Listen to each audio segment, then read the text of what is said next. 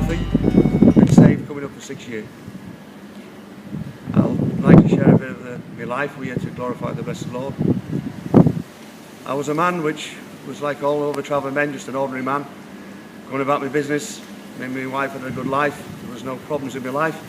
I was working over on the continent in Europe, and we came back, and my wife said, she said to me, "Are you happy?" I said, "I'm very happy. Life was good. Everything was good." And I said, I believe, I said, I need God. I said, just something tells me that I should have the Lord in my life.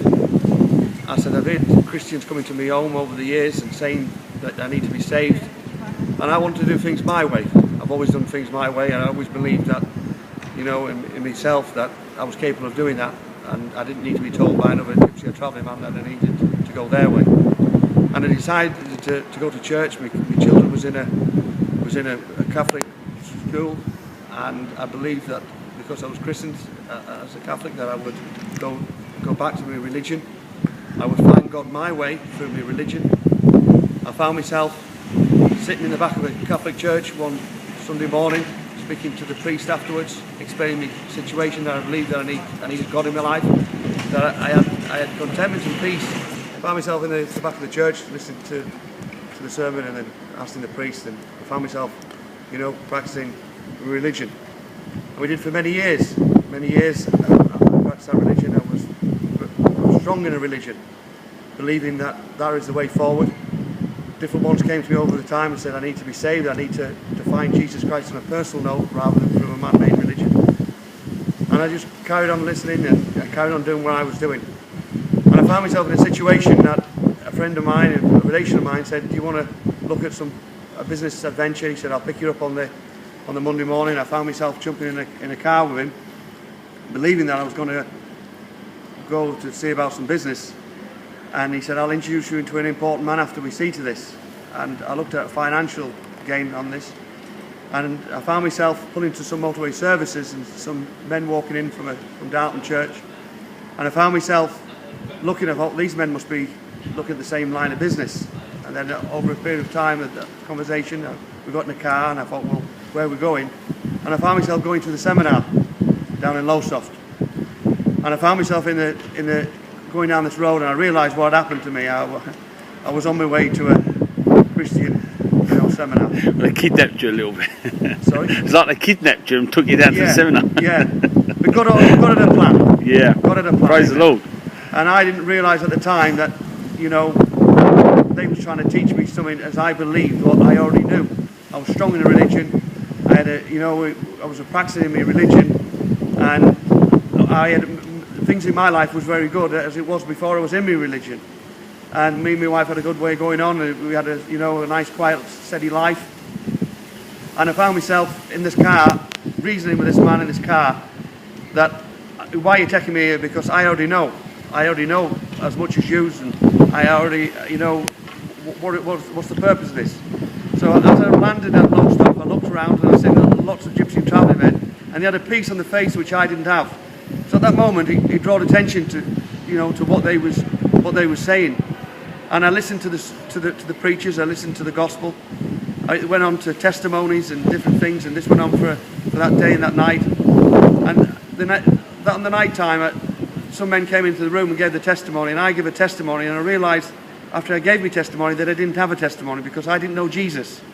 I knew a form of godliness but denied his power, and I realised at that time that I didn't have what I believed I did have, and that was the Lord. And I went to sleep that night. The next morning I got up early, I got a shave, I got them out of bed. I said, I want to go to the prayer meeting, I want to know more.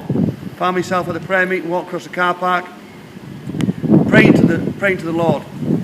And as I did in my religion, I was praying to God. I said, God, if this is right what these men's telling me, I said, you're going to have to tell me a sign, because at the moment I'm confused. I'm in a state of limbo. I said, I don't know. I said, if what I'm hearing is for me or is not for me, or is it just, what's going on in my head? And the man who I came with walked across to the car park, got his Bible out. He said, come back in. So I walked back into the breakfast hall, and I sat on the table, and I was looking round, and things were starting to come into place, but I just couldn't seem to put it together. And a man walked over, who was gone to be with the Lord, was no longer with us. And he spoke about my family, knew my family very well. And I started asking questions. And the questions I was asking, the Bible was answering. He was going to the Bible, he was looking for the Bible, and he was saying, there it is in the Bible. And all different questions I asked him. And at that present moment in time, I realized that I was wrong and Jesus Christ was right. I realized that, you know, that I didn't know the Lord in the way that I wanted to, or in the way that the Lord wanted me to have a relationship with him. And at that moment in time, I decided to go back into the meeting. I needed to go home. I asked the man who came, I said, yeah, I need to go home.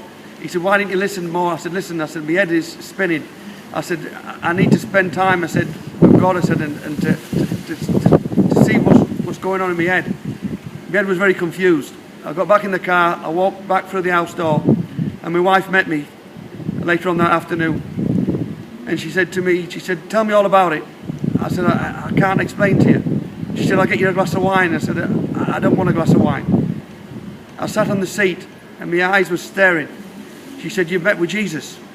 I said, I believe I have. I have met with Jesus. She said, what happened? I said, I don't know.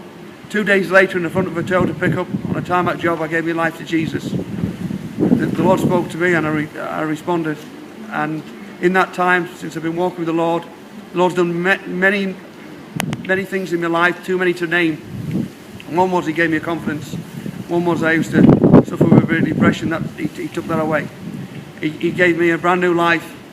And when I was leaving the seminar, there was a brother there, and he said to me, he was speaking to me, and he said, you know, Alfie, without this, I said, I'm on a journey. I said, I'm on a journey. And on that journey, in the short time I've been saved, in the almost coming up 6 years, he's took me to many places, many friends who are now brothers. I have brothers in the Lord. I've came to know them as brothers in the Lord. And he's done so much in my life. And if there's anybody what's listening to this testimony, will believe that you can find Jesus your way, there is only one way you can find Jesus, is repenting of your sin, believing in Jesus Christ, accepting him into your life, and to follow him on a daily basis, and having that personal relationship. God bless you all. God bless.